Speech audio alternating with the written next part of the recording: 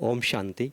ओम शांति। बाबा के इस दिव्य दरा पर धारणा, योग और पवित्रता के अचल, अडोल और बल पर स्थित, जहाँ दसों दिशाओं में सिर्फ और सिर्फ ज्ञान की लहर उठती है और हृदय मन के सागर को जीवन में भरकर जीने वाले ज्ञान सरोवर के मोती जी यानी कि रियल डायमंड आत्मीय भाई जी, रोहित भाई जी का वो खुद कोई परिचय के मोहताज नहीं है। आप हमारे जो दर्शक मित्र है और हमारे भाई बहन जो बीके सेंटर के साथ जुड़े हुए, आप सबको परिचय है। सुबह 4 बजे से लेकर रात को लेट नाइट तक कभी भी उनका वीडियो आ सकता है। आज हमारा ये सौभाग्य है और ये बड़ी खुशनसीबी की बात है कि आज हम ज्ञान सरोवर में आए हैं। हमारे साथ हमारे बहुत टीचर्स स्टाफ आए हैं और उनमें से एक छोटी बच्ची जो हार्डली 9 इयर्स ओल्ड है, आज रोहित भाई ने उनका इंटरव्यू लिया और वो बच्ची ने निर्दोषता के साथ इनोसेंट वे में अच्छा सा इंटरव्यू दिया। मुख्य बात यह है कि रोहित भाई सबके इंटरव्यू लेते रहते हैं, सबके इंटरव्यू लेते रहते हैं, क्लासेस कराते हैं, सब पूरा दिन बोलते रहते हैं, हम शॉर्ट में तक कह सकते हैं और सुनने में भी बहुत मज़ा आता है।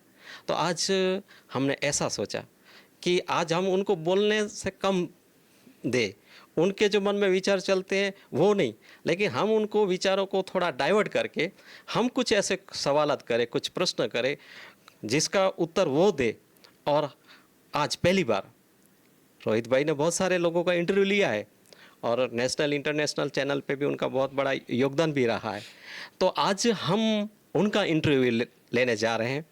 तो रोहित भाई जी का जैसे मैंने बात करी कि वो कोई परिचय के मोहताज नहीं है, फिर भी एक लौकिक व्यवहार और जो एक फॉर्मेलिटीज़ होती है, तो इसके तहत आपका जन्म स्थल राजनाथ गांव छत्तीसगढ़ है।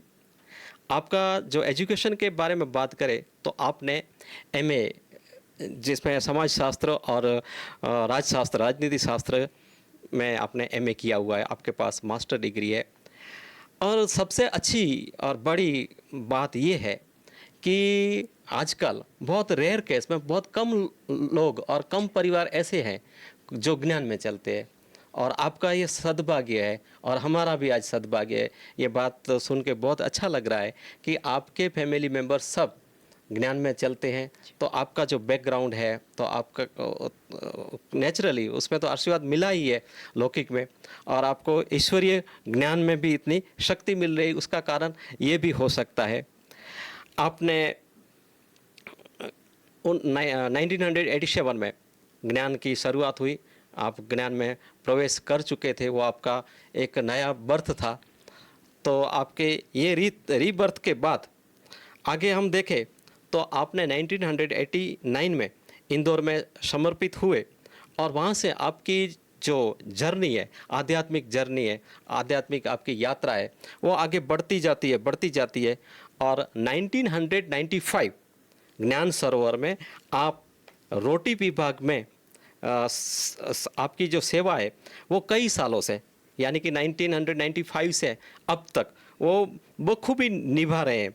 किचन में इतनी सारी छोटी छोटी चीज़ें होती है, उस सारी चीज़ों को, छोटी छोटी चीज़ों को अच्छे से समझना होता है और समझ करके फिर उसको उपयोग में लाना होता है, ताकि जो उसमें से जो रसोई बनेगी, जो डिलीशियस है ना कुकिंग होगा, वो इतना स्वादिष्ट, मीठी, मधुर रसोई बनती है। उससे उस वातावरण में रहने वाले रोहित भाई जी की भाषाएं उतनी स्वादिष्ट है, मीठी है, प्यारी है। उनके मुख से निकलती हुई ध्वनियाँ सुनने वाले के दिल में, हृदय, मन के अंदर उतर कर जैसे मन, शरीर और आत्मा को पवित्र बनाते हैं। तो ऐसे हमारे बाबा के मीठे बच्चे रोहित भाई आज हमसे रूबरू हुए हैं। तो उनकी प्रतिभा के अलग अलग पहलू भी है, जैसे हमने आगे एजुकेशन के बारे में आपको बताया, फिर आपके फैमिली मेम्बर्स के ये बताया, फिर आप जो ज्ञान से जुड़े वो बातें हुई। उसके साथ साथ हम ये भी कहना चाहेंगे कि आपने 2006 में युवा पद यात्रा में सम्मिलित हुए ईटानगर से गुवाहाटी तक। फिर आप हमारे जो नेशनल चैनल है पीस ऑफ माइंड चैनल, तो उसमें आपने सुहाना सफ़र कार्यक्रम में सूरज भाई के साथ भी एंकरिंग किया है, तो आप एक अच्छे खासे एक एंकर भी है।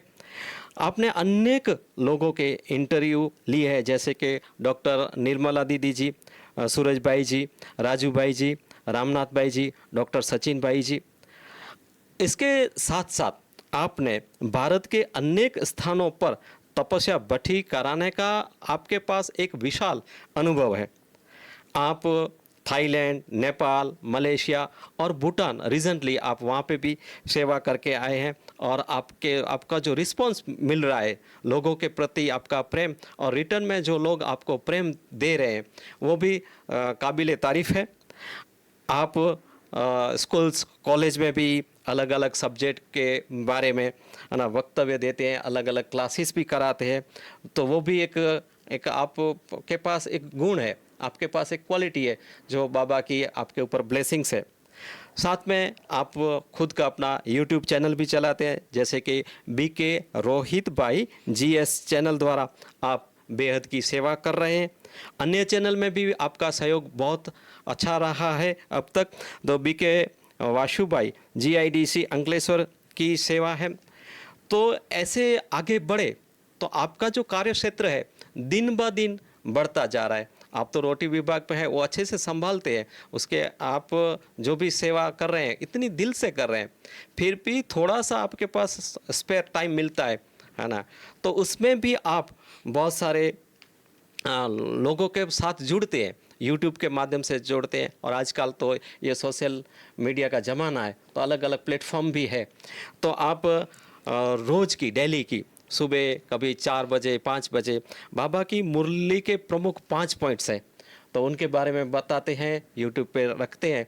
और हम लोग जब सुबह उठते हैं, योग में बैठते हैं अमृत वेला, तो योग का चालू करते ही नेट ओपन करते हैं तो पहले आपका वो दर्शन होता है, और उसी टाइम से हमारा मुरली का चिंतन मंथन चालू हो जाता है। ये बहुत आपकी हमारे प्रति एक हम ऋणी हैं आपके कि इस प्रकार के आप कार्यक्रम चलाते हैं। साथ साथ ज्ञान धारणा एवं सेवा के क्लास भी अलग अलग जगह से, अलग अलग स्टूडियो से आप कराते हैं। योग कॉमेंट्री, अमृत वेला लाइव कॉमेंट्री, और उससे भी विशेष जब हमारा जनवरी महीना, तो हमारे सभी के परिवार के लिए और हमारे सब पूरे वर्ल्ड में जो भी हमारे भाई बहन हैं उनके लिए एक महान पर्व है। तो उस पर्व में आप विशेष अव्यक्त मास की कॉमेंट्री भी कराते हैं, वो भी बहुत अट्रैक्टिव होती है ना। लोगों को एक इतना खिंचाव होता है कि हम वो तो मास में पूरा दिन पवित्र रहते हैं, पवित्र धारणाएं रहते हैं, लेकिन विशेषकर वो जो महीना है उसमें ऐसी कमेंट्री आए और हम आपके साथ सतत है ना निरंतर जुड़े रहते हैं, वो भी हमारा धन भाग है। अनेक भाइयों और बहनों को अनुभव की है ना वीडियोस भी आप है ना सोशल प्लेटफॉर्म पर अपलोड करते रहते हैं। बाबा की मुरलियाँ पढ़ते पढ़ते बीच में से कोई कहावतें, मुहावरे, कोई एग्जाम्पल्स आते हैं, और कुछ ऐसे भी वर्ड्स होते हैं जो सिंधी लैंग्वेज में होते हैं। और हमारे इधर जो हमारे साथ जुड़े हुए, हम तो पूरा एक विश्व परिवार है, और अलग अलग अलग प्रांत से, धर्म से, जाति से, नाती से और भाषा से आते हैं। तो वो भाषा पर्टिकुलर भाषा का वर्ड है तो बहुत बार हमको समझ में भी नहीं आता है, तो वो वर्ड को लेके भी आप वीडियोस बनाते हैं, और इस तरीके से जो आप हमको इस तरीके से बाबा का जो ज्ञान है, मुरली के पॉइंट है, सिखावत है, उसको अच्छे से मीठी भाषा में प्रस्तुत करते हैं, तो उसके लिए भी हम आपको धन्यवाद करते हैं। और बहुत सारे मन में क्वेश्चन है, बहुत सारे भाई बहनों के क्वेश्चन है, मेरे भी क्वेश्चन है, और शायद और भी क्वेश्चन आएंगे। ये वीडियो अपलोड होने के बाद कमेंट सेक्शन में हम जाएंगे तो बहुत सारे सवाल आएंगे, तो फिर उनके बारे में बाद में हम सोचेंगे। तो सबसे पहले मैं आपसे थोड़े सवाल करना चाहता हूँ, क्योंकि ये डिमांड ऑफ टाइम है, और बहुत सारे बी के जो भाई बहनों हैं, परिवार है हमारा, उनके भी क्वेश्चन है ना रहते हैं कि रोहित भाई इतने खुश रहते हैं, इतने पॉजिटिव रहते हैं, इतने एनर्जेटिक रहते हैं, इतनी सारी सेवाएं एक जीवन में एक बंदा कर सकता है, रियली है ना, ये बाबा की ब्लेसिंग्स के सिवा कुछ हो नहीं सकता। तो पहला क्वेश्चन मुझे ये मन में आ रहा है कि बाबा हर मुरली में कहते हैं मुझ बाप को याद करो, मुझ बाप को याद करो। हर मुरली में याद शब्द होता ही है। तो भाई जी आप ये बताइएगा कि वो दिन, जिस दिन आपने यज्ञ में, सेवा में आपने अपना जीवन समर्पित किया, आपके जीवन की आहुति दी, वो क्षण आपके मन में अभी याद आ ही गई होगी। तो उस याद को आज इस प्लेटफॉर्म के माध्यम से साझा करें, जीवंत करें। ओम शांति। आपका भी बहुत बहुत दिल से धन्यवाद अमृत भाई। मैं आप सब दर्शकों को बताना चाहता हूँ, हमारे अमृत भाई गांधी धाम गुजरात में आपके खुद के स्कूल है, आप स्कूल चलाते हैं, टीचर हैं, और पिछले कुछ सालों से आपके साथ हमारा संपर्क बना हुआ है और बहुत ज़्यादा ही महिमा कर दिया। इतने महिमा तो हम उस महिमा के पात्र तो नहीं हैं। जो कुछ है सब बाबा के कारण है, दादियों के कारण है, यज्ञ के कारण है। तो महिमा एक बाबा की है, लेकिन फिर भी आपने इतनी सुंदर भूमिका बनाई। मैंने तो कभी सोचा नहीं था कि हमारे लिए भी ऐसी भूमिका बनाई जा सकती है। तो आपका भी दिल से बहुत बहुत धन्यवाद। जहाँ तक आपका जो पहला प्रश्न है अमृत भाई कि आप जीवन समर्पित यज्ञ में इस तरह का संकल्प आया, और वो संकल्प क्यों आया? क्योंकि मैं जब बाबा के ज्ञान में आया जी। तो पहले दिन से बाबा का ज्ञान मुझे बहुत अच्छा लगने लग गया। मैं दर्शकों को बता देना चाहता हूँ कि मैंने आज तक कोर्स नहीं किया।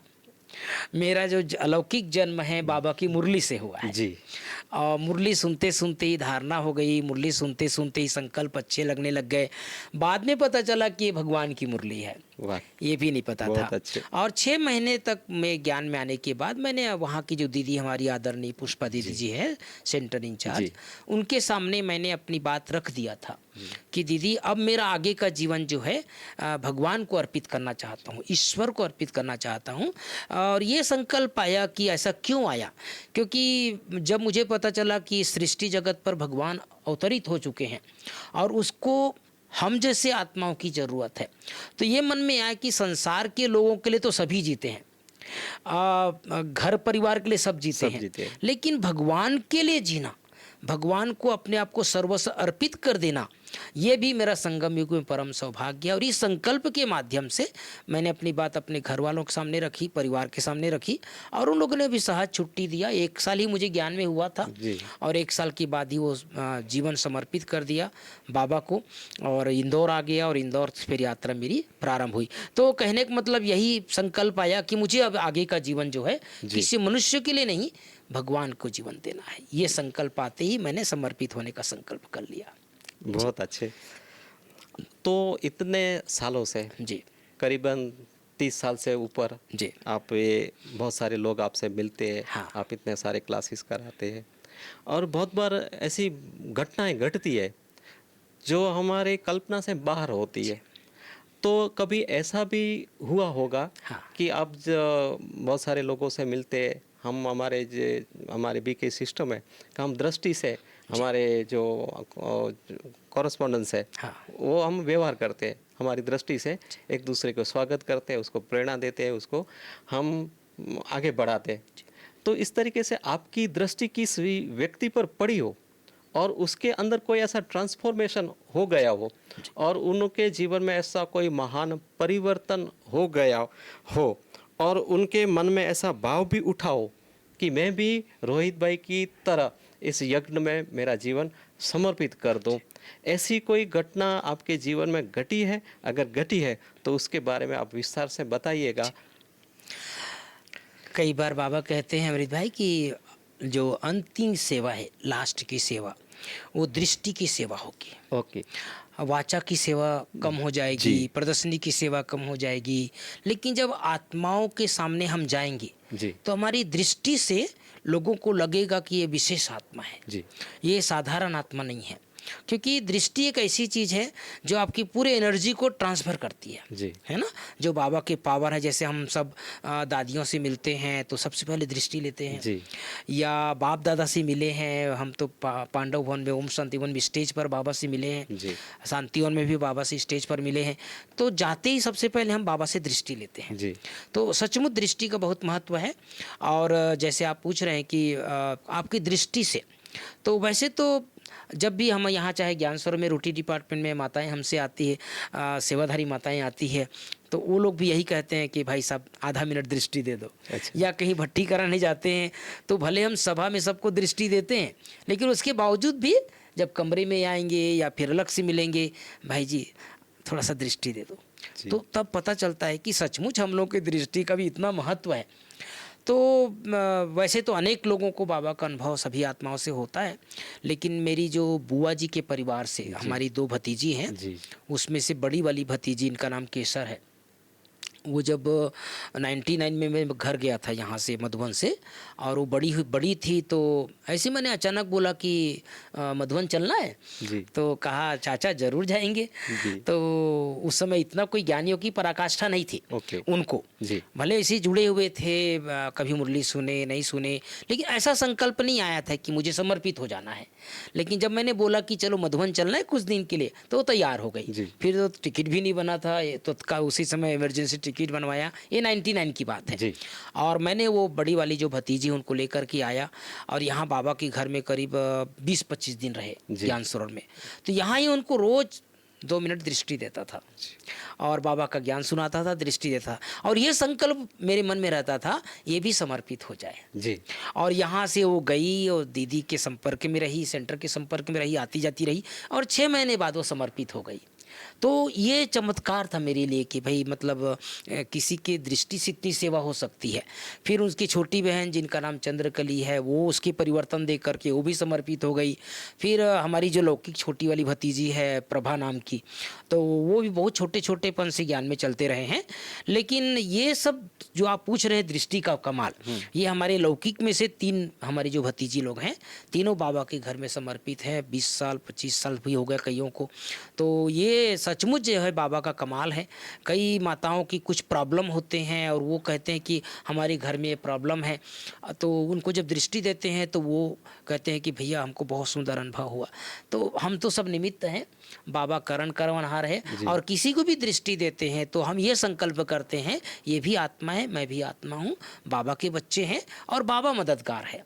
हमें ये भी नहीं होना चाहिए कि मैंने कर दिया, हमें ये भी नहीं होना चाहिए कि मेरी दृष्टि से हुआ, क्योंकि हम सब निमित्त हैं। हमारी दृष्टि में भी जो पावर आती है वो भगवान की है। अभी कुछ दिन पहले बाबा ने बोला था कि अपनी विशेषता को भी या किसी की विशेषता को भी प्रभु प्रसाद समझना है, ईश्वरीय प्रसाद समझना है। तो इसमें हमारी महानता कुछ नहीं है, बाबा करण करवनहार है, और बाबा जो है अपनी हम सब की दृष्टि के द्वारा अभी भी सेवा करा रहे हैं, और आगे फिर तो बहुत विहंग मार्ग की सेवा दृष्टि से होगी। जी। हमने सुना था कि हम लौकिक में भी बात करते हैं कि आंखें तो वही की वही है, हाँ, लेकिन नजर नजर में फेर है। तो नजर में वो दृष्टिकोण का जो है, और हम दूसरे जो लौकिक में किसी को बोलते हैं तो हम बीके भाई बहन जब किसी से मिलते हैं दृष्टि देते हैं, तो सामने वाले लोग पूछते हैं इसमें दृष्टि का क्या भाव है ना। वो तो आंखें ऐसे भी देख सकते हैं, ऐसे भी देख सकते हैं, लेकिन वो चीजें उनको तो पता अभी नहीं चल रहा है, और आगे जाके तो बाबा ने बोला पिछाड़ी में सबको आना ही है, और वो सबको समझ में आएगा ही। तो कहने का तात्पर्य ये है कि वो दृष्टि में जो पावर है, वो पावर हम ऊपर से एब्सॉर्ब करते हैं। तो उसके एब्सॉर्ब करने से पहले हम भी भगवान के साथ प्रेयर करते हैं, है ना, उसका आशीर्वाद लेते हैं। आशीर्वाद लेने के बाद ही हम आगे बढ़ते हैं। तो इस तरीके से आपकी जीवन की जर्नी है, तो आगे बढ़ी, आप समर्पित हुए, आज आप सेलेस्टियल लाइफ, है ना, एक सन्यासी जीवन जी रहे हैं। और हम लोग जो है तो एक गृहस्थ जीवन जी रहे हैं। तो हमारे पास भी 2 जवाबदारियां है। एक ये जवाबदारी है पवित्रता की धारणा की, जब से ज्ञान में आए, साथ साथ में ये लौकिक संबंध है, जो लौकिक व्यवहार है वो भी चलाते हैं। तो आप इतने अनुभवी है, आप लौकिक जीवन का अनुभव मिला, और आपका लाइफ का जो मोस्ट ऑफ जो टाइम है वो आपका स्पिरिचुअल लाइफ का है ना, सेलेस्टियल लाइफ का है। तो वो लोग ऐसे बोलते हैं सन्यासी को क्या है, सन्यासी को तो जलसा है, वो तो कहीं घूमते रहते हैं, फिरते रहते हैं और उनको कोई काम धंधा है नहीं। तो आपका अनुभव इसमें जो डिफ्रेंशिएट हम करेंगे कि एक लौकिक जीवन है और एक सन्यासी जीवन लाइफ है, तो उस लाइफ में क्या क्या चैलेंजेस है और कौन सी लाइफ बेटर है और किस वे में बेटर है, उसके ऊपर थोड़ा प्रकाश डालिएगा। बहुत सुंदर प्रश्न है आपका, और मैं भाई बहनों को बता देना चाहता हूँ, अमृत भाई, और आपको ही बता देना चाहता हूँ, वास्तव में हमारा जो जीवन है ये सन्यासी जैसे जीवन नहीं है। जो लोग जो सन्यासी समझते हैं कि ये तो घर द्वार छोड़ के चले गए, ये तो मधुबन में चले गए, माउंट आबू चले गए, या कई बार ये भी लगता है कि अरे इनके तो परिवार है ही नहीं ना, इनको परिवार में क्या प्रॉब्लम आती इनको क्या पता।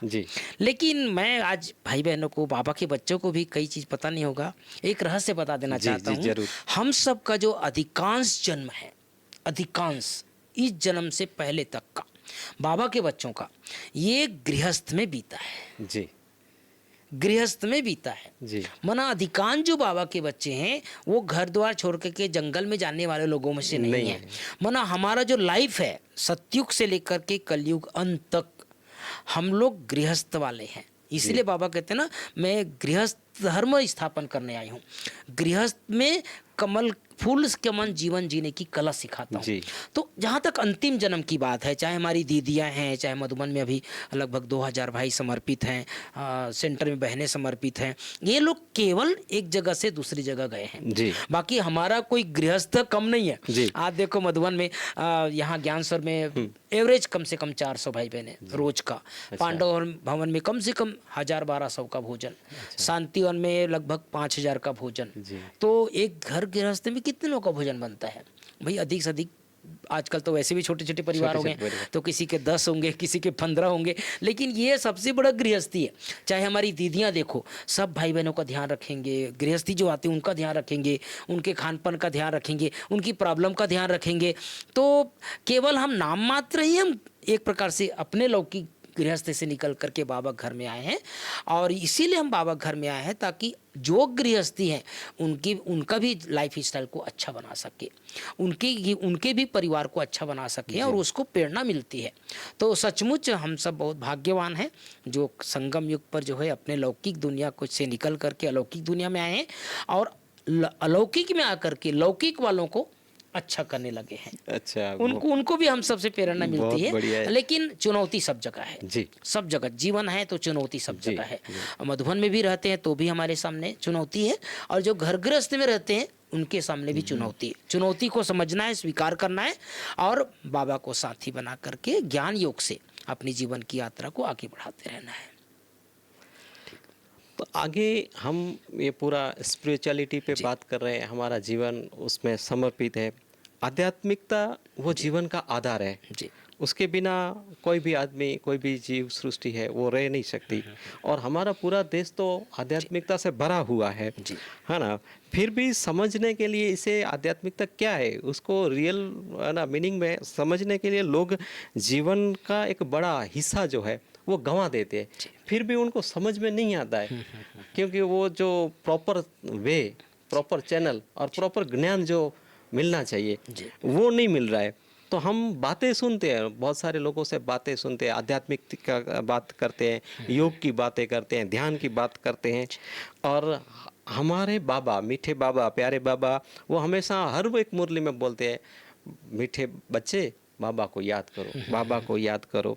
तो वो आध्यात्मिकता, योग, ध्यान और बाबा का वर्ड याद, तो इसमें कैसे हम इसको है ना समझेंगे, और वो याद क्या है, तो किस तरीके से ये इसमें आगे जाएंगे। जो कि बीके वाले भाई भी बहुत सारे जो नॉलेज फुल है तो उनको तो कोई प्रश्न नहीं है, लेकिन बहुत सारे भाई बहन हैं जो नए नए जुड़े हैं, है ना, वो अभी वो उसके एक माइंड में एक कॉन्ट्रोवर्शियल कॉन्फ्लिक्ट चलती रहती है कि उधर अब तक जीवन में ये सारी चीज़ें सुनी थी और इधर बाबा बोल रहे हैं याद करो, तो याद कैसे करेंगे? जी जी, देखिए अमृत भाई की जो आध्यात्मिकता है, इसका अगर सरल शब्दों में कहो तो आध्यात्मिकता हमें जीवन जीने की कला सिखाती है।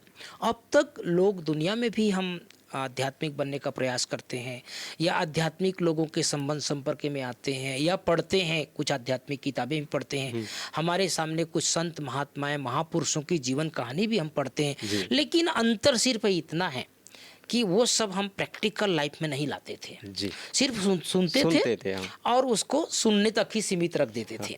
बाबा के बच्चे, बाबा की ज्ञान में आने के बाद, इवन हमारा जो फाउंडर पिता श्री ब्रह्मा बाबा जो इस संस्था के संस्थापक रहे, खुद गृहस्थ में रहे और जब वो भी लौकिक में 12 गुरु किए, जैसे आप सब जानते हैं, बाबा के बच्चे सब जानते हैं, और जगह जगह उसने भक्ति पूजा पाठ के संस्कार थे। लेकिन जब बाबा के बने, ईश्वरीय ज्ञान में आए, तो आध्यात्मिकता को अपने जीवन में पहले दिन से शामिल कर लिया। और उसकी निशानी क्या है?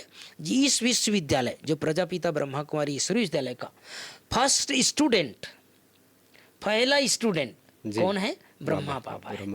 पहला स्टूडेंट, अर्थात वो गुरु नहीं बना जी, वो कोई ऐसा नहीं कि संस्था का कोई मैं बहुत बड़ा गुरु हूँ, बल्कि पहले अपने को क्या बनाया?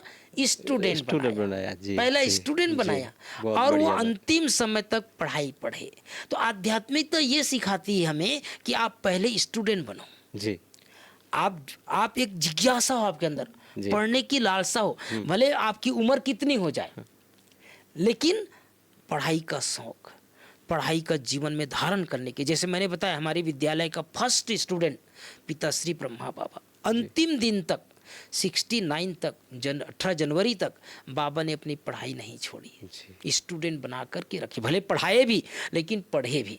तो सरल शब्दों में यही कहूँ मैं, चाहे हमारे बाबा के बच्चों को सब पता है, लेकिन जो इस कार्यक्रम को जो सुन रहे हैं या घर गृहस्थ में रहते हैं या परिवार में रहते हैं, कम से कम 1 घंटा, आपके पास 24 घंटे का समय है, 1 घंटा आप ईश्वरीय पढ़ाई में जरूर दें जी। 1 घंटा अगर आप ईश्वरीय पढ़ाई में देते हैं तो आपका 23 घंटा अच्छा बीतेगा जी।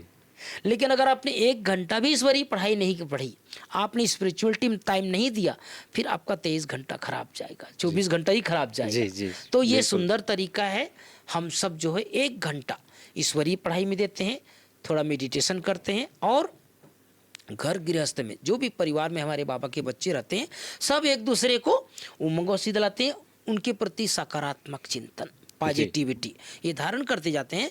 फिर ये हमारे जीवन को आसान लग जाता है, सरल लग जाता है और भारीपन नहीं लगता है। आध्यात्मिकता का मतलब यह लाइटनेस हमारे जीवन को एकदम लाइट बना देता है। कारोबार देखो, हमारे बाबा के घर में कितने बड़े बड़े कारोबार चलते हैं, लेकिन सब लाइट रहते हैं। और इसी चीज़ का प्रभाव, जो भी हम मेहमान आते हैं, चाहे गेस्ट आते हैं, चाहे बाबा के बच्चे आते हैं, लाइट लगता है। भले हजारों को, आप शांतिवन में देखो 25,000 लोग रहते हैं बाबा के टर्न में, फिर भी सब खुश फिर भी सब प्रसन्न।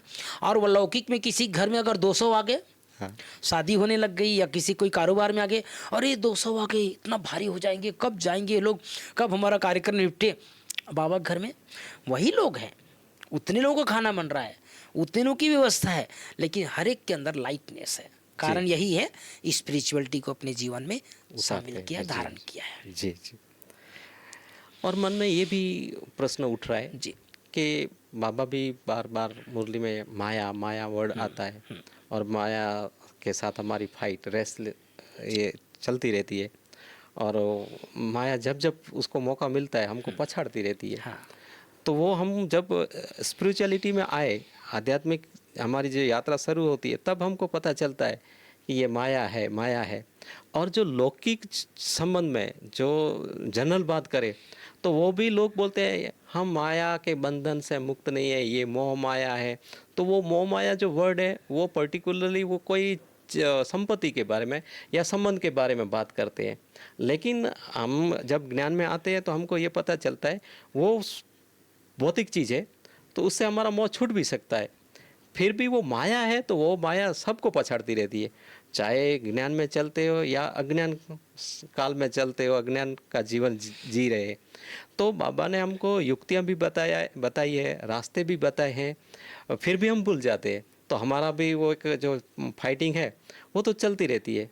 तो अब मन में क्वेश्चन ये उठ रहा है कि हम उस माया को किस तरीके से उसको पछाड़े। माया हमको पछाड़ती रहती है, लेकिन हमको उसको पछाड़ना है, हमको उसके ऊपर ओवरकम करना है, उससे विजय प्राप्त करनी है। तो उसकी क्या युक्ति हो सकती है?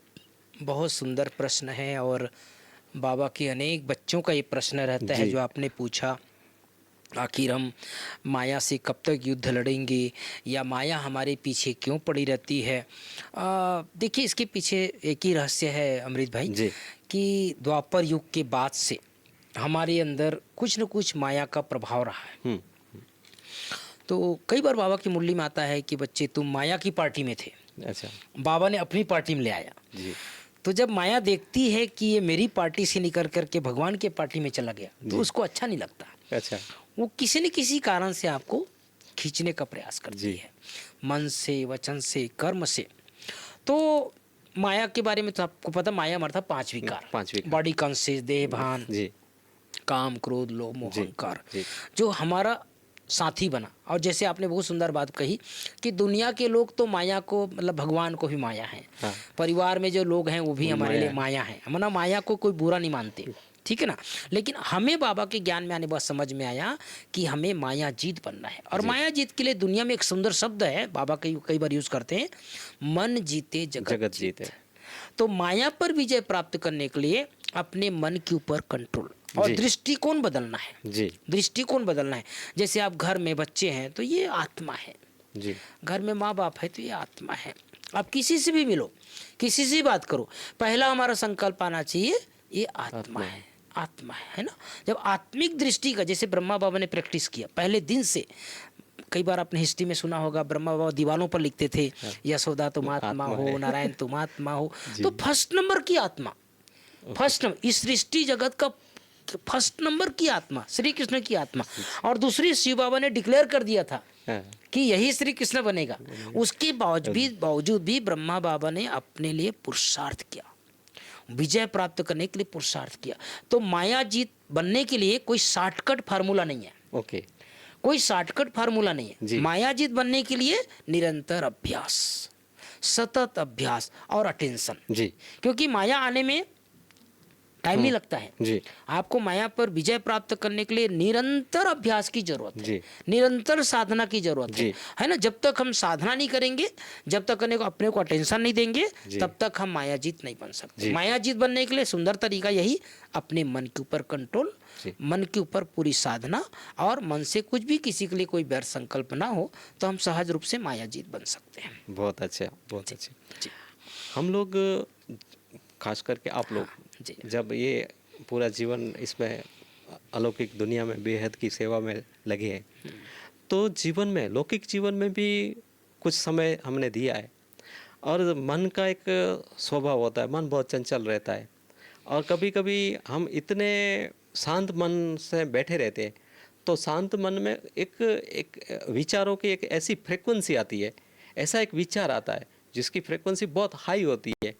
कहने का तात्पर्य ऐसा है कि कोई एक ऐसा व्यक्ति जो हमको हमारे हृदय के नज़दीक है, बहुत प्रिय है, और उनकी याद आ गई, और उस याद में हम कुछ समय भी व्यर्थ में गंवा भी दिया, हमको रियलाइज़ भी होता है कि हम ये नहीं होना चाहिए, फिर भी वो, क्योंकि इतना वो उससे प्यार था, लगाव था, आज ज्ञान में आने के बाद भी, है ना, कभी कभी एक ऐसी मोमेंट, एक ऐसा पल आता है, ऐसी क्षण आती है, तो उस क्षण में हमारी मानसिक स्थिति हलचल में नहीं आए, तो उसके लिए बाबा ने भी कुछ युक्तियाँ बताई होगी, बताई है, और हम लोग भी अपने स्व अनुभव से भी कुछ कुछ उसमें ऐड कर रहे हैं। तो वो चीज़ किस तरीके से हम लोग, मतलब कि वो जो हमको तो उसमें से ओवरकम करना है, उसको, उस आत्मा को भी सकाश देना है, तो किस तरीके से ऐसे विचार आते हैं, तो उसी टाइम, उसी पल उसको स्टॉप करे,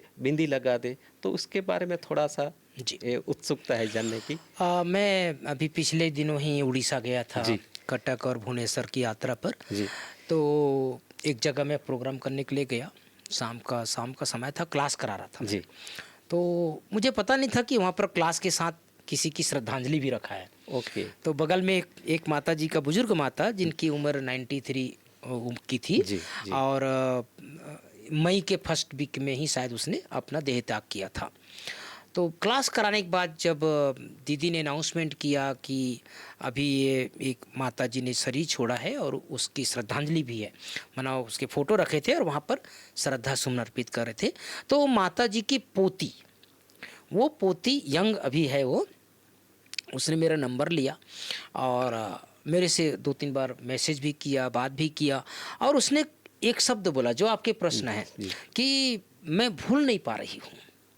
मैं दिन रात जैसे मुझे अपनी नानी की याद आती है, उसका संकल्प मुझे खींचता है, और सोते उठते बैठते भी मुझे उनकी बहुत याद आती है।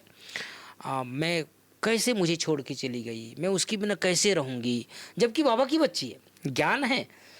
कभी कभी ऐसा होता है अमृत भाई कि हम ज्ञान दूसरों के लिए तो बहुत आसान लगता है, जी, हाँ। लेकिन जब वो हमारे साथ वही प्रॉब्लम आ जाती है ना। जी। जैसे मान लो किसी घर में कोई शरीर छोड़ा, तो जब हम मिलते हैं तो कोई बात नहीं, आत्मा है, हाँ। वो एक शरीर छोड़ करके जी, दूसरा ज्ञान शरीर देते धारण हैं। करेगी, ज्ञान देते हैं। लेकिन जब असली परीक्षा कब होती है, जब हमारे अपने घर में कोई ऐसी घटना घट जाए, अपना ही ज्ञान अपने में अमल करना। हाँ, उस समय पता चलता है कि भाई इतना आसान तो नहीं नहीं है। है। लेकिन सच्चाई यही है कि परिवार में मान लो किसी के साथ ऐसा होता है अटैचमेंट जैसे, जी। या उसके प्रति प्रभाव हमारा ज़्यादा रहता है, तो हमें समझना चाहिए उसके साथ बहुत गहरा हिसाब किताब है, जी। बहुत गहरा हिसाब किताब है। पिछले जन्मों का हिसाब किताब हमारे साथ चला आता है, और उसके कारण से हम उस आत्मा के बहुत ज़्यादा प्रभाव में रहते हैं। और ख़ास करके किसी के परिवार में कोई शरीर छोड़ा रहता है, और 13 दिन के बाद जैसे वो शरीर दूसरा शरीर धारण करती है, इस बीच में जिस आत्मा का ज़्यादा उसके साथ अटैचमेंट रहेगा उसको ज़्यादा याद आएगी। जैसे घर में मान लो 10 लोग हैं, लेकिन एक के ऊपर ज़्यादा उसका प्रभाव रहेगा। जी, क्यों? जी। इसका कारण यही है कि उसका हिसाब किताब उनके साथ ज़्यादा है। ओके। तो मैंने उस बहन को 2 बातें बताया।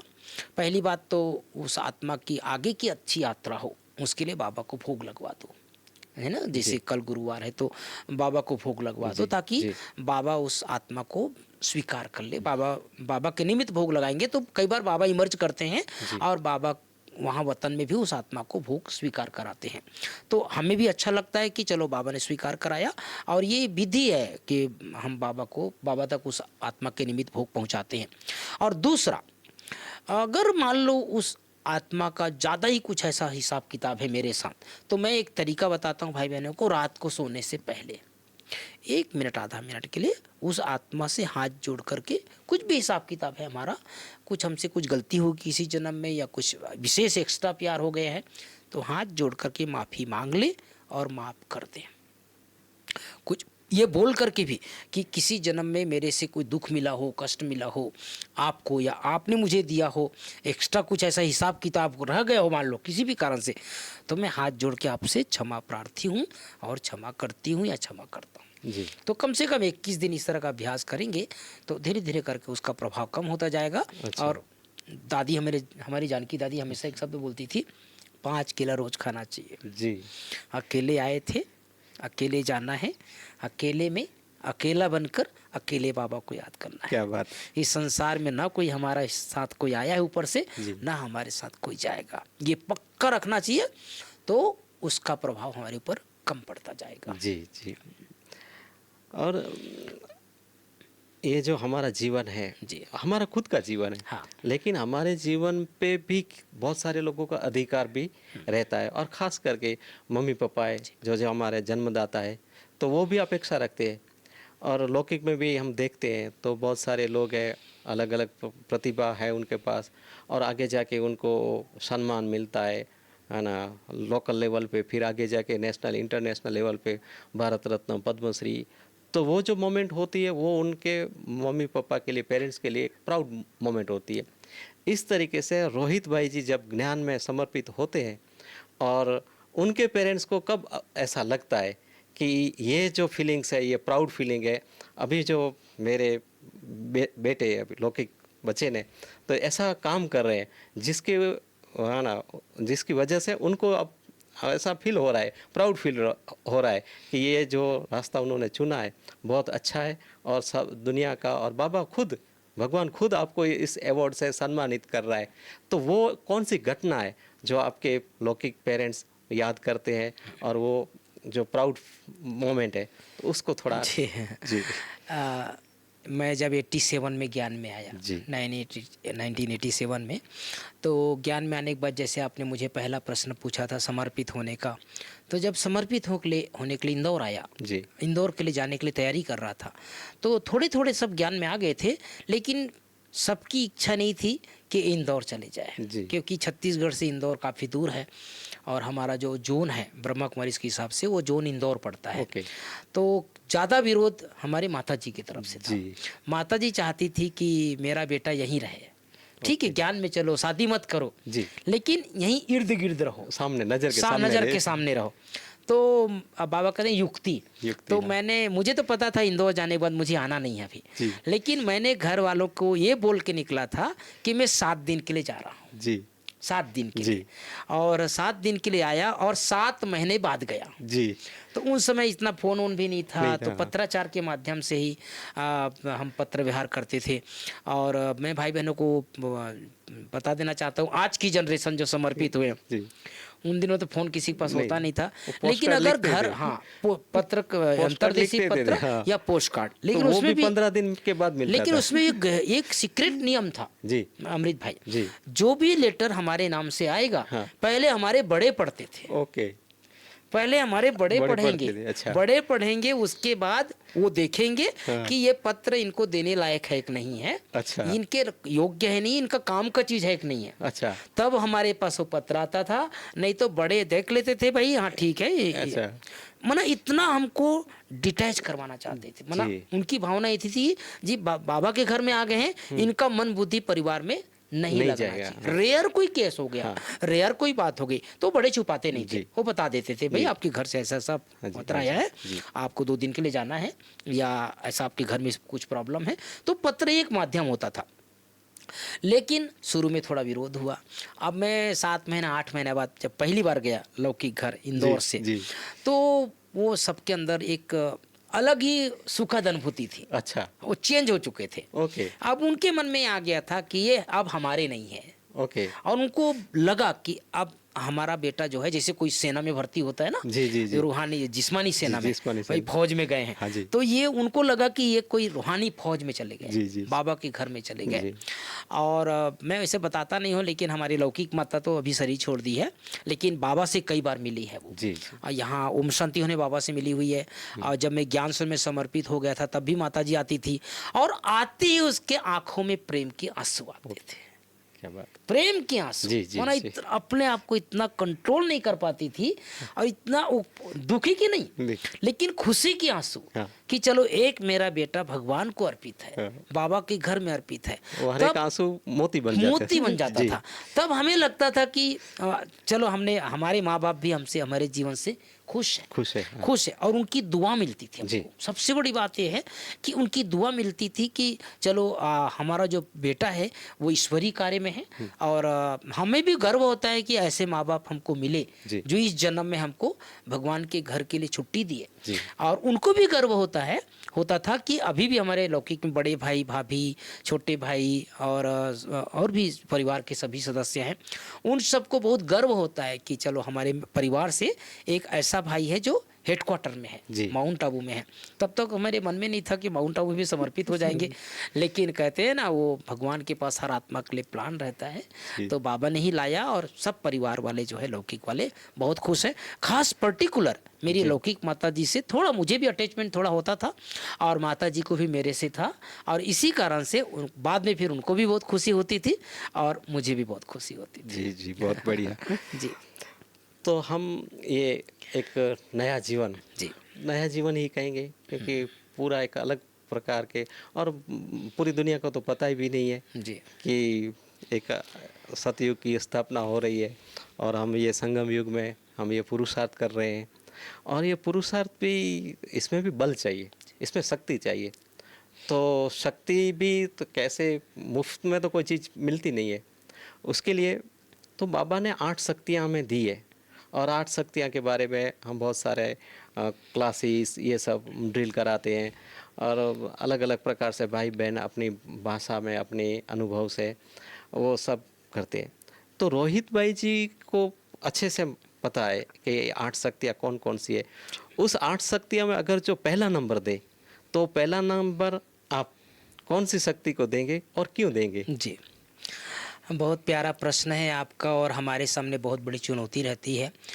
यज्ञ में खास जी। करके जो हम समर्पित भाई बहन हैं, चाहे सेंटरों में, चाहे मधुबन में, चाहे मेरे व्यक्तिगत के जी। लिए, मैं सबसे पहले अपने जीवन में, इस आध्यात्मिक जीवन में, और ये कुदरती कहोगे अमृत भाई कि ये कुछ संस्कार ऐसे होते हैं ना जो पिछले जन्म से भी चले आते जी, हैं। जी, बिल्कुल। तो ये गॉड गिफ्ट भी था जी। कि सहन करने का संस्कार, सहन शक्ति, सहन शक्ति। सहन शक्ति, सहन शक्ति शुरू से ही मेरे अंदर था। कोई कुछ बोल दिया तो सहन कर लो। जी। माना जब जैसे किसी किसी को तुरंत पलट के जवाब देने का आदत हाँ, होता है, हाँ। या तुरंत रिएक्ट कर देते हैं। अच्छा। तो वो चीज़ कम से कम मैं अपने जीवन में ध्यान रखता हूँ कि कुछ भी कहे कोई, चाहे संगठन में रहते हैं, चाहे परिवार में रहते हैं, चाहे हमारे इर्द गिर्द कुछ हो जाता है, कुछ गलती हो जाती है। जैसे आज ही एक भाई का फ़ोन आ गया। जी। मैं दीदी से मिल रहा था, प्रभा दीदी से, तो तुरंत फ़ोन आया कि रोहित भाई सूखा रोटी ख़त्म हो गया। ये छोटी सी घटना सुना रहा जी, हूँ। जी। सूखा रोटी ख़त्म हो गया। दोपहर को भी आज मुझे सूखा रोटी नहीं मिला और सुबह भी नहीं मिला। तो थोड़ा आवाज़ से बोल रहे थे, लेकिन मैंने तुरंत सोचा कि मुझे रिएक्ट नहीं करना है। आसानी से करना है। अच्छा, आसानी मैंने से इतना ही बोला, ओके। कोई बात नहीं भाई, कल ध्यान रखेंगे। जी। देखो प्रश्न वही है, लेकिन चाहूँ तो दूसरा भी जवाब दे सकते थे कि भाई क्या हो गया, आप तेल वाले भी रोटी खा सकते हो, या एक दिन क्या हो गया, एक दिन फर्क नहीं पड़ सकता क्या, मना एक मन में। लेकिन मैं तुरंत पहला जवाब यही दिया। मेरे साथ एक भाई था, वो भी सुन रहा था। अच्छा। कोई बात नहीं, हालांकि मुझे पता है वो जो प्रश्न पूछ रहा था, जो मुझे रोटी के बारे में पूछ रहे थे, वो मेरे से बहुत जूनियर है, बहुत छोटे हैं। जी। फिर भी मतलब चाहूँ में एक प्रकार से नहीं, मेरी जगह में कोई दूसरा हो तो उसको बोल सकता है, लेकिन मेरे मन में रहता है कोई बात नहीं, हमसे बोल रहे हैं ना, लेकिन हमें बहुत रिस्पेक्टफुल उनको जवाब देना है और सहन कर लेना है, सहन कर लेना है। ठीक है, उनका भी सम्मान करना है। अगर वो कुछ प्रश्न पूछ रहा है, वो कुछ बोल रहा है, तो मुझे उनका सम्मान करना है। और मैंने इतना ही बोला, कल से ध्यान रखेंगे। जी। तो मैं अपने जीवन में इस बात का ध्यान रखता हूँ, सहन शक्ति, और दूसरा थोड़ा सा ध्यान रखता हूँ, समाने की शक्ति। जी। किसी की भी बात को इधर से उधर नहीं करना है। ओके। हाँ, किसी की बात को जितना हो सके, अपने को कोई कुछ बोला, कुछ कहा, तो उसको संभालो। ठीक तो है। समाना और सहन करना। जी। तो पहली प्राथमिकता मैंने अपने जीवन में सहन शक्ति सहनशीलता को दिया, दी, और दूसरे दूसरा नंबर पर समाने की समाने शक्ति की। को। जी, इसको बहुत ध्यान अच्छे। रखता हूँ, और ये बाबा का वरदान है। अक्सर हुई। जी जी जी भाई जी, आज हम ये जो जीवन हम जी रहे हैं, जी तो we are living in the era of जी टेक्नोलॉजी, जी। Science and technology. साइंस का इतना प्रभाव हाँ। डे बाय डे बढ़ता जाता है, और लोग भी उसमें है ना अट्रैक्ट है, जी। मोह, उसकी जो माया जाल है उसमें फंसते चलते जाते हैं, क्योंकि चारों तरफ हम एक इसी प्रकार के वाइब्रेशन फैलाते हैं, और हमारा मन भी यही चाहता है कुछ नया हो, कुछ नया हो। लेकिन कुछ नया हो रहा है, वो फ़ायदेमंद है या उसमें से नुकसान बहुत है, ये भी हम नहीं सोचते हैं। और उसी के पैरेलल जो आध्यात्मिकता है, उसका जो लेवल है वो भी घट रहा है, बढ़ता नहीं थे। उसका प्रभाव बढ़ गया है, साइंस का प्रभाव बढ़ गया है, लेकिन साइंस के सामने जो साइलेंस है, जो आध्यात्मिकता है, उसका प्रभाव घट रहा है। तो हम लोग, और हमारी ये सोशल रिस्पॉन्सिबिलिटी भी है कि हम लोग उन लोगों को जागरूक करें, उनको ज्ञान दे। और ये चीज़ें जो टेक्नोलॉजी की है, आज हम इंटरव्यू ले रहे हैं, अगर जो ये माइक ना होता है, कंप्यूटर नहीं होते, तो उसके बिना हम आगे लोगों तक पहुंच भी नहीं सकते। तो वो साइंस तो हमको ब्लेसिंग्स है, लेकिन अगर उसका यूजफुल अच्छा है तो इस ज़माने में हमको आध्यात्मिक की तरफ लोगों को ले जाना है। तो उसमें हम लोग क्या प्रयास कर सकते हैं, और आपका कौन सा अभी प्रयास जारी है? बाबा का एक शब्द है अमृत भाई, और सब भाई बहनों को सुना देना चाहता हूँ। बहुत प्यारा सा शब्द है और अनेक बार सुना होगा सबने। साधन हमारी साधना को कम न करे। साधन हमारी साधना को कम न करे। जी। क्योंकि साधन बढ़ते जाएंगे जी। लेकिन साधन के बढ़ने से हमारी साधना कम ना हो। ओके। है ना? तो आपका जो इशारा मुझे इस पर समझ में आ रहा है कि आजकल लोग मोबाइल के अधीन ज़्यादा हैं, हाँ। और बहुत ज़्यादा उनके प्रति अटैचमेंट हो गया है, उसके बिना काम नहीं चलता है। अगर 5 लोग बैठे हैं तो आसपास आमने सामने वाले से बात नहीं कर रहे हैं, पांचों कहीं दूसरी जगह से जुड़े हैं। परिवार में अगर 6 सदस्य हैं, एक साथ बैठे हैं, तो एक साथ खाना भी नहीं खा रहे हैं, एक साथ बात भी नहीं कर रहे हैं, 6 के 6 कहीं और जुड़े हैं। जी। दूसरों से बात करके मुस्कुरा रहे हैं, लेकिन घर वालों के साथ मुस्कुराने के लिए जी, टाइम जी। नहीं है। तो सच्ची बात है ये कि आजकल जो है ये साइंस के जो साधन खास करके हमें यूज़ करना है, लेकिन जितनी ज़रूरत है उतना ही उतनी यूज़ करना है। क्योंकि आजकल सुरेश भाई जी एक बहुत सुंदर बात बताते हैं कि मोबाइल में बहुत बड़ी माया है और बहुत गंदगी भी है, जी। अच्छाई भी है तो गंदगी भी है। तो हमें इसका सदुपयोग करना है। हम्म, मुझे याद है अभी 6 महीना पहले हमारे पास शिवानी बहन आई थी जी। रोटी डिपार्टमेंट में। तो शिवानी बहन एक बहुत सुंदर बात बताई और हम लोग उसको प्रयास भी करते हैं कि भोजन बनाते समय कम से कम 5 मिनट बाबा को याद करो शुरुआत में। जी। और खास करके जो घर गृहस्थ में रहते हैं उनको वो बताया करती है कि अगर कोई माता खाना बनाती है या कोई बहन खाना बनाती है अपने घर में सेंटर पर, तो अव्यक्त वाणी चला करके, तो अव्यक्त वाणी चलाओ साधन से, जी। लेकिन हमारी साधना क्या है? बाबा की याद। जी। तो उसी की जगह कोई दूसरा कोई टीवी सीरियल भी चला सकता हाँ है, जी, हाँ जी। कोई फिल्म का भी सीरियल चला बिल्कुल, सकता है, कोई बिल्कुल। उसको कोई चीज़ नुक्कड़ नाटक वगैरह अच्छा लगता है वो देख सकते हैं। लेकिन साधन है तो हम उसको क्या यूज़ करें? पॉजिटिव चीज़ यूज़ करें। पॉजिटिव। बाबा की मुरली अव्यक्त मुरली चला दो, जी। उसके साथ साथ खाना बनाओ, जी। उसको बजा करके उसको चालू करके सुनते सुनते आप खाना खाओ, तो उसका प्रभाव आपके मन स्थिति पर अच्छा पड़ेगा। तो भाई बहनों को मैं हमेशा बताया करता हूँ और मैं खुद भी ध्यान रखता हूँ, जितना हो सकता है मोबाइल को सुबह उठते ही कम से कम 1 घंटे तक मोबाइल को यूज़ नहीं करना चाहिए। जी। दूसरा, मुरली सुनते समय कम से कम मोबाइल से मुक्त रहो। जो सामने दीदी पढ़ा रही, गुरु भाई बाबा ने बोला है, जो पढ़ा रही है उसको प्यार से पढ़ना है।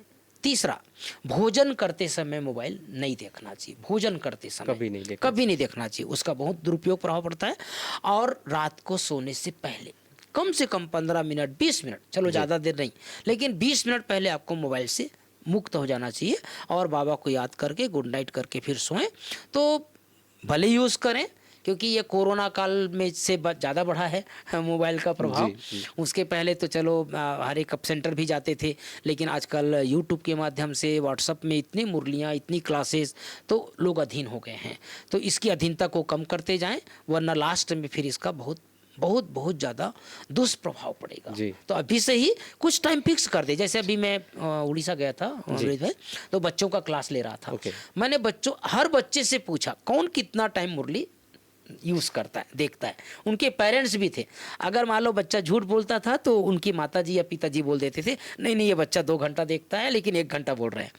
तो मैं उनको प्रतिज्ञा करवाता था कि भाई कम से कम आधा घंटा ही देखना है। अगर 1 घंटा देखते हैं तो आधा घंटा देखो, 2 घंटा देखते हैं तो पौना घंटा देखो, 3 घंटा देखते हैं तो 1 घंटा देखो। मैंने कम करवाता गया और सबसे प्रॉमिस करवाया।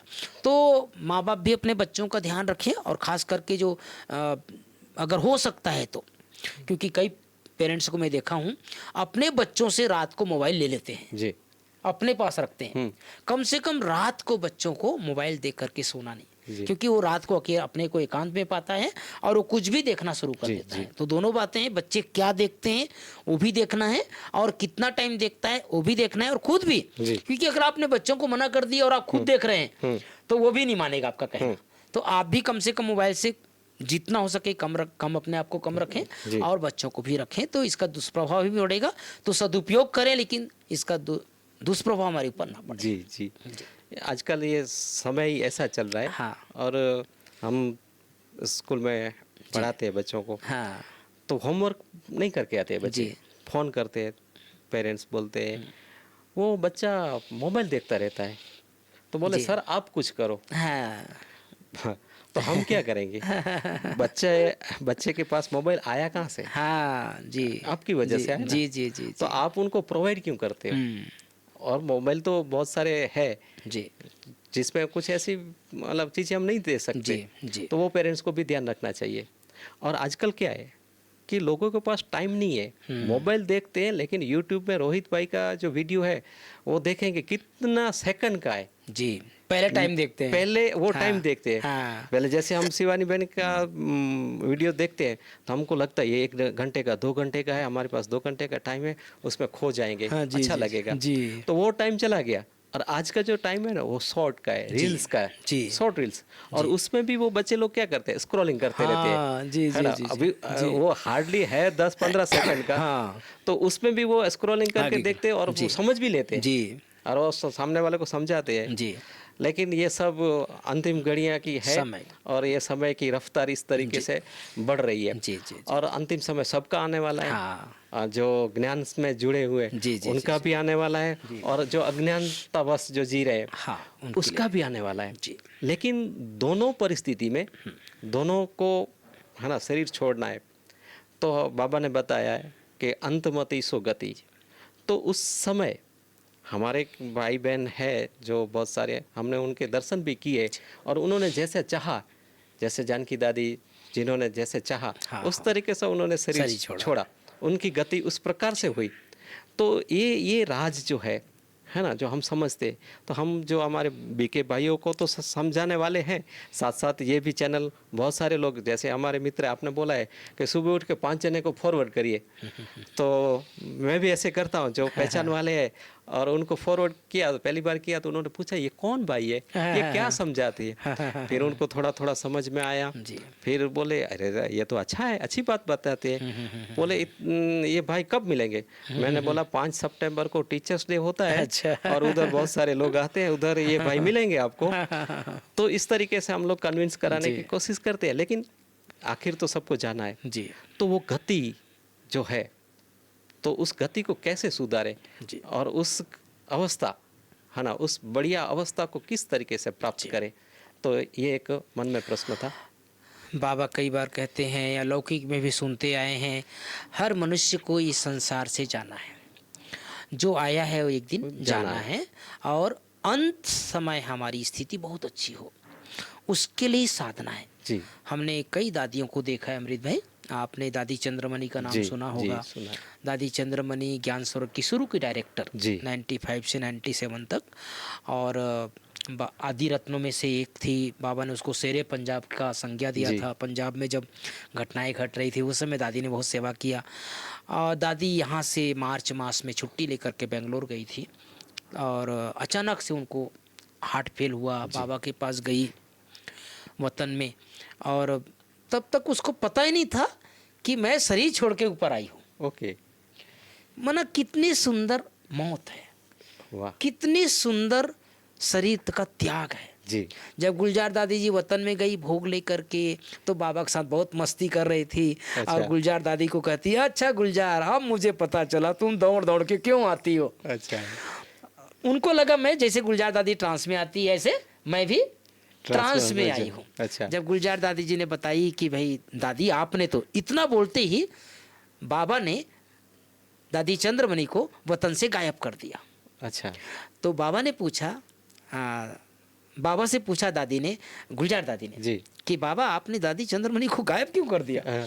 तो बाबा ने बताया, जी। बच्ची इसको ये नहीं पता है कि कि वो- मैं शरीर छोड़ के आई हूँ, अच्छा, वो समझे ट्रांसफर। ट्रांस में हूँ। अगर इसको मैं अभी पता चल जाएगा ना कि हाँ। मैंने देह छोड़ करके आया है, जी। तो ये जिद करेगी मुझे नीचे जाना है, ओके, मुझे बड़ी दादी से छुट्टी लेना है। हाँ बड़ी दादी के साथ बहुत ट्यूनिंग थी। बड़ी दादी को बाबा ब्रह्मा बाबा की सीट पर देखी थी। हाँ। तो जो भी कहीं भी कुछ भी कहीं जाना आना होता था, तो जैसे ब्रह्मा बाबा से बच्चे पूछ के जाते थे, ऐसे बड़ी दादी से पूछ करके जाते थे। तो वो जिद करेगी कि मैंने बड़ी दादी से बिना पूछे कैसे आ गई ऊपर, इसलिए बच्ची को गायब कर दिया। ये तो पहले दिन की बात थी। दूसरे दिन जब यहाँ पर माउंट आबू में अंतिम संस्कार हुआ, फिर वापस सबके बीच में ओम शांति भवन में भोग लगा, और हम लोग को तो बहुत प्यार मिला था, माँ जैसे प्यार मिला था। तो एक प्रेम के मोती भी सबके अंदर बह रहे थे। तब उस समय बाबा ने बताया कि बच्ची तुम देह छोड़ करके अभी वतन में आ गई हो। अच्छा। तो फिर तो बहुत उनको लगा कि नहीं बाबा, वो बाबू समय भी बाबा को जिद कर रहे थे।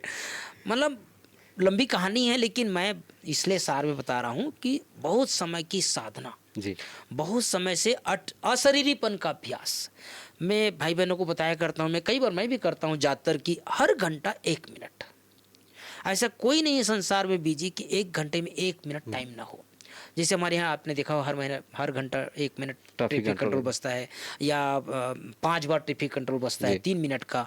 तो 1 मिनट जैसे शरीर से डिटैच हुए, बाबा के पास गए, बाबा को टच किया, वापस आ गए। तो ये लंबे समय तक अगर हम अभ्यास करते रहेंगे तो अंत में हम देह से छूट करके बाबा के पास आसानी से जा सकते हैं। जी। बहुत लंबी साधना चाहिए, अंत में किसी की याद नहीं आना चाहिए, इस शरीर से भी आत्मा सहज रूप से निकले, उसके लिए पुण्य का बल हो और जी। अशरीरीपन का अभ्यास हो और तीसरा आत्मिक दृष्टि का अभ्यास हो। तो ये तीन चीज हमारे अंदर होगी तो अंत हमारा बहुत अच्छा बीतेगा। पुण्य का बल, आत्मिक दृष्टि, अशरीरीपन का अभ्यास। तो जितना दिन हमारा ये जीवन बचा है, संगम युग तो वैसे भी लास्ट में आ गए हम सभी। जी। तो अभी से जैसे ये वीडियो सुनेंगे और बाबा की मुरली में आता रहता है, कोई नई बात नहीं जी। है, करते रहे अभ्यास तो आगे जो है हमको बहुत ही मदद करेगा। जी। जी। बहुत सारे प्रश्न हुए। हाँ। और मोस्ट ऑफ प्रश्न थे वो एकदम सीरियस थे। जी। लेकिन हमने आपको देखा है हाँ। काफ़ी समय से जी। परिचय में। जी। आपकी पर्सनालिटी का एक बिंदु ये भी है हाँ। कि आपका सेंस ऑफ ह्यूमर बहुत अच्छा है। आपने एक बार बताया था कि दीदी थी, वो योग करने जाते हैं तो सब बोलते आत्मिक स्थिति बनाओ, आपको अपने को आत्मा समझो। तो आप कैसे जाते हो, किस तरीके से योग करते हो? तो दीदी ने बताया, मैं तो इधर से मेरी आत्मा निकाल के बाबा के चरणों में रख देती हूँ। फिर मेरे को अभी लगता है वापस जाना है तो पापा को ले बोलता, लेती बाबा हूँ। मेरी आत्मा वापस दे, अभी मैं जी। घर जा रही हूँ। जी। ठीक है। तो ऐसी घटना है तो वो हमको ये सेंस ऑफ ह्यूमर जो करती है। तो ऐसी थोड़ी घटनाएं आपके जीवन में, आपके इतने सारे लोग मिलते हैं अलग अलग प्रकार के और अलग अलग प्रकार के एक्सपीरियंस भी होते हैं। तो ये प्रोग्राम का अंत तरफ हम जा रहे हैं तो क्यों ना हम इसका एंड जो है, अंत है, तो वो थोड़ा लाइट मूड में लेके जाए। तो ऐसी आपकी जो पर्सनालिटी में सूट भी करती है। जी। और हम इस माध्यम से भी आपको याद करते हैं। बहुत सारी बातें हैं अमृत भाई, लेकिन मैं आप क्योंकि समय इशारा दे रहा है तो लास्ट में दो बातें मैं आप जी, जी, सबको जी। सुना देना चाहता हूँ। पहली बात तो हम सब देखो गॉडली स्टूडेंट है, जो हमारी शुरुआत हुई थी आज, हम सब गॉडली स्टूडेंट हैं। जब भी हम मुरली सुने जी। तो मैं 5-6 साल पहले सूरज भाई जी के साथ कानपुर गया था। जी। कानपुर में भट्टी थी ओके। और करीब 500-600 लोग भट्टी किए 3 दिन तक। जी। और लेकिन मैंने देखा कि किसी का मोबाइल नहीं बजता था। जी।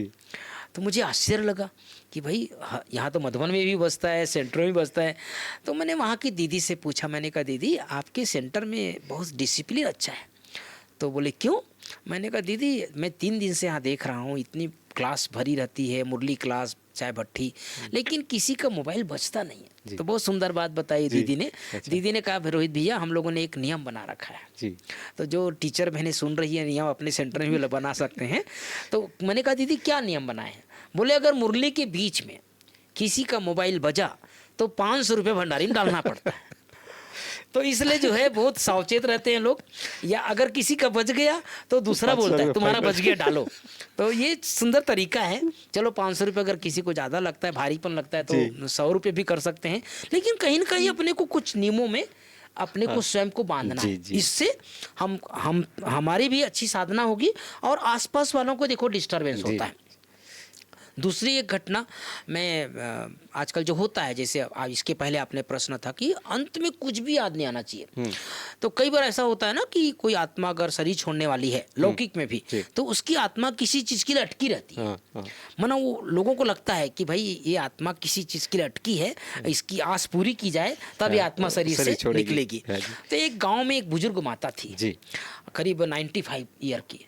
तो 3-4 साल से ऐसी खटिया में पड़ी रहती थी। सबकी इच्छा क्या, जब खटिया में कोई पड़ा है 3-4 साल से, तो उसके लिए क्या सोचेंगे, भगवान इसको ले जाए। तो ले जाना तो ना भगवान के हाथ में ना हमारे हाथ में है। जब टाइम आएगा, जब समय आएगा तभी, या फिर उसकी अंतिम इच्छा पूरी होगी तभी ऊपर जाएगी। तो गांव को लोग सब आए, उनको गंगा जल भी पिला दिया, माता को गीता ज्ञान भी सुना दिया, अब जाएगी, लेकिन वो जाती नहीं थी। तो गांव के और बुजुर्ग व्यक्ति आया, उसने कहा ये माता जी की कुछ इच्छा है तो सुना जाए। तो उस माता जी की आवाज़ में थोड़ी कमी आ गई थी, इतने स्पष्ट नहीं बोल पाती थी। तो वो दादाजी ने कान लगा के सुना। तो बोला कि इसके भाभी हैं क्या? बोले हाँ भाभी तो है इनके। कितने भाभी हैं? बोले 3 भाभी है। बोले तीनों भाभी को बुलाओ, ये भाभी को याद कर रही है। अच्छा। तो सामने तीनों भाभी को खड़ा कर दिया गया। अब वो माता जी जो 95 ईयर की थी और 3-4 साल से बेड में थी, उसने अपने तीनों भाभी को ना ऐसे लाइन से देखी ऐसा। अच्छा। 15 मिनट तक देखती रही। ओके। फिर भाभी लोग चले गए। तो माता जी को, अब वो भाई को लगा कि भाई अपने इसने भाभी को याद कर रहे थे, अब इनके सामने तो भाभी ला दिया गया, अब जाएगी शायद ऊपर, जाना चाहिए। जाना चाहिए, फिर भी नहीं गई। जी। फिर 2 दिन 3 दिन 4 दिन बीत गया, अरे ये तो जा ही नहीं रही है। अब स्वाभाविक है अमृत भाई, कोई मान लो फटिया में पड़ा है और उसकी सेवा जतन कोई नहीं कर रहा है तो तकलीफ भी होती है आजकल, आज के समय में तो और किसी का कोई सेवा नहीं करना चाहते। तो गांव का दूसरा व्यक्ति आया, अच्छा। दूसरा व्यक्ति आया और उसने कहा भी क्या इच्छा है इस माता की। फिर उसने कान लगाया, कान लगा करके अंदर गया, अंदर जा करके परिवार वालों को बोलता है घर में तिजोरी है क्या? बोले हाँ। कितने हैं? बोले 2 हैं। तो दोनों तिजोरी की चाबी लेके आओ। तो दोनों तिजोरी की चाबी लेकर के आए और माता जी के हाथ में दोनों चाबी को पकड़ाया, और जैसे ही माता जी ने हाथ में लिया इतना जोर से बंद किया और 5 सेकंड के अंदर आत्मा निकल गई जी। तो उस भाई ने बोला ये भाभी भाभी नहीं बोल रही थी, ये चाबी चाबी बोल रही थी। तो कभी कभी आत्मा किसी चीज के लिए अटकी रहती है और अंत में अटकी रहती है। देखो कार भाभी और चाबी में अंतर है। जीवन भर जिसने चाबी संभाला है वो अंत में भी किसको याद कर रहा है? चाबी को याद कर रहा है। तो इसीलिए बाबा कहते हैं बच्चे देह सही देह के सभी संबंधों को भूलो, अपनी देह को भी भूलो, संबंधियों को भी लो, और जो भी अपने धन संपत्ति वस्तु पदार्थ जो कुछ भी जहाँ जहाँ भी आत्मा का अटकन है उन सब से मुक्त होने का एक ही तरीका है, ये सब भगवान के हैं, ये सब प्रभु देन है, ये सब ऊपर से शिव बाबा ने हमको और परिवार को दिया हुआ है। ये सब मुझे छोड़ करके जाना है। मेरे साथ क्या जाएगा? केवल मेरा पुण्य कर्म जाएगा, श्रेष्ठ संस्कार जाएगा। इस तरह के संकल्प करते रहेंगे तो अंत में आत्मा शरीर से आसानी से मुक्त होकर के परम धाम की यात्रा करें। जी जी। तो दर्शक मित्रों, आज हम रोहित भाई से मिले। एक्चुअली ये जो प्रोग्राम है उसका मैं सीक्रेट बताता हूँ। एक्चुअली रोहित भाई मेरा इंटरव्यू लेने वाले थे तो आज सुबह हम लोगों ने सूरज भाई से भेंट की, मुलाकात की, और सूरज भाई को पता चला कि आज ये भाई का इंटरव्यू लेने वाले हैं। तो मैंने सूरज भाई का एक प्रस्ताव रखा, प्रपोजल रखा कि भाई जी आज ये इंटरव्यू नहीं ले, लेकिन मैं इंटरव्यू इनका लूँ तो बोले ये तो बहुत अच्छी बात है, बहुत बढ़िया बात है जी। तो रोहित भाई सबके इंटरव्यू लेते रहते हैं और इतना इनका शायद रिकॉर्ड भी हो जाएगा। लेकिन ये पहला रिकॉर्ड हो रहा है कि रोहित भाई का इंटरव्यू हो रहा है और वो भी जिसका इंटरव्यू होने वाला था उसका उल्टा हो गया। तो अच्छे से सारे हमारे क्वेश्चन थे तो उनका अच्छा सा हमको मतलब संतोषकारक जवाब मिला, उसमें से ज्ञान भरा हुआ है, प्रेरणाएं भरी हुई है, और लास्ट में हमने उस पूरे माहौल को थोड़ा लाइट किया। तो आप लोगों को मुझे आशा है और विश्वास भी है कि आपको अच्छा ही लगा होगा, लेकिन हमको कैसे पता चलेगा? तो वो आपके कमेंट्स है।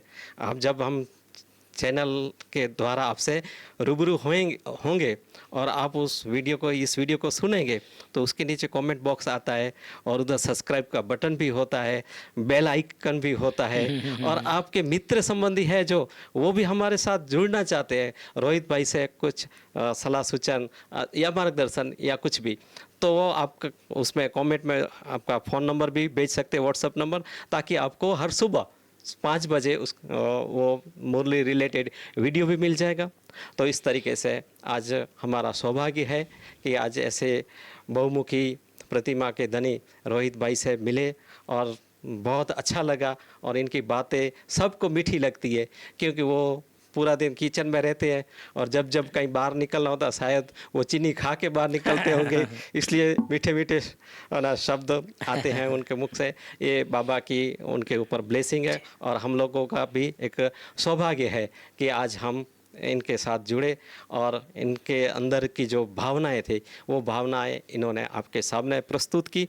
तो भाई जी आपका बहुत बहुत शुक्रिया, और इस तरीके से हम सब लोगों से, हमारे दर्शक मित्रों से, बीके नॉन बीके जो भी है उनसे जुड़े रहेंगे।